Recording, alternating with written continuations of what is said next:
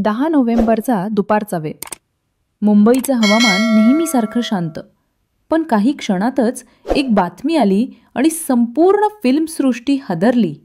धर्मेंद्र यांची तब्येत अचानक बिघडली आहे. क्षणातच बॉलिवूडमध्ये हलचल उडाली. प्रत्येक सेटवर, प्रत्येक ऑफिसमध्ये, सोशल मीडियावर फक्त एकच नाव दिसू लागलं, धर्मेंद्र. 60 वर्षांहून अधिक काळ प्रेक्षकांच्या मनावर राज्य करणारा हा कलाकार आज रुग्णालयात होता. कुणालाच विश्वास बसत नव्हता की इतका मजबूत माणूस आज व्हेंटिलेटरवर आहे. ब्रिच कँडी हॉस्पिटलच्या बाहेर चाहत्यांची गर्दी जमली होती. कोणी देवाकडे हात जोडून उभं होतं, कोणी आरती करत होतं, तर कोणी त्यांच्या जुन्या पोस्टर्स हातात घेतले होते. अंदर डॉक्टरांची टीम सतत प्रयत्न करत होती. श्वास घेण्यात अडचण येत असल्याने धर्मेंद्र यांना थेट व्हेंटिलेटरवर ठेवण्यात आलं होतं. थोड्याच वेळात बॉलिवूडचे मोठे कलाकार रुग्णालयात पोहोचू लागले. सलमान खान सर्वप्रथम पोहोचला. चेहऱ्यावर गंभीर भाव. पत्रकारांनी विचारलं, तब्येत कशी आहे? पण सलमान काही बोलला नाही. त्याची शांतता सर्व सांगून गेली. त्यानंतर आले शाहरुख खान. पांढऱ्या कपड्यांमध्ये, डोळ्यांत काळजी. त्यांनी सांगितलं, आपण सगळे प्रार्थना करत आहोत. ते मजबूत आहेत. देव कृपा करेल. अमिषा पटेल आली तेव्हा तिच्या डोळ्यात अश्रू होते. गदरमुळे धर्मेंद्र यांच्याशी तिचं खास नातं जडलं होतं. बाहेर येताना ती काही न बोलता फक्त आकाशाकडे पाहून हात जोडले. गोविंदा म्हणाले, जर खऱ्या अर्थाने हिरो हा शब्द कुणासाठी योग्य असेल तर तो धर्मेंद्रसाठीच. रुग्णालयाच्या आत देवल कुटुंब चिंतेत होतं. सनी डॉक्टरांकडून प्रत्येक अपडेट घेत होता. बॉबी माध्यमांना विनंती करत होता, अफवा पसरवू नका. हेमा मालिनी शांत बसल्या होत्या. हातात माळ, ओठांवर प्रार्थना.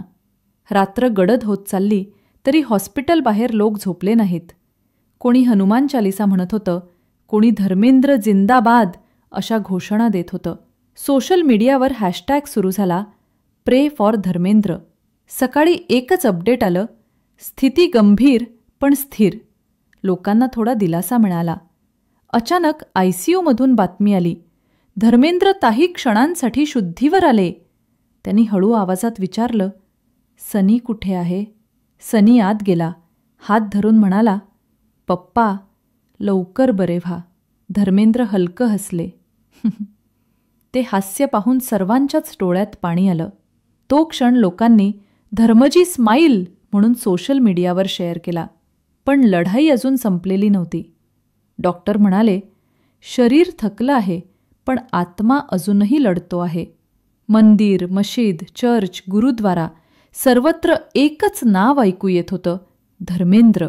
त्यांचे मित्र, सहकलाकार, चाहते सगळेच म्हणत होते, हा माणूस फक्त पडद्यावरचा हिरो नाही, तो खऱ्या आयुष्याचाही हिरो आहे. लुधियान्याच्या एका छोट्या गावातून सुरू झालेला प्रवास दिल भी तेरा हम भी तेरे पासून शोले आणि फुल और पत्थरपर्यंत प्रत्येक भूमिकेत ताकद, प्रेम आणि साधेपणा होता. तो नेहमी म्हणायचा, मी स्टार नाही, मी शेतकऱ्याचा मुलगा आहे. आणि म्हणूनच तो आजही लोकांच्या हृदयात देवासारखा वसलेला आहे. रात्र संपली. सूर्य पुन्हा उगवला आणि लोक म्हणाले, धर्मजी अजून लढत आहेत.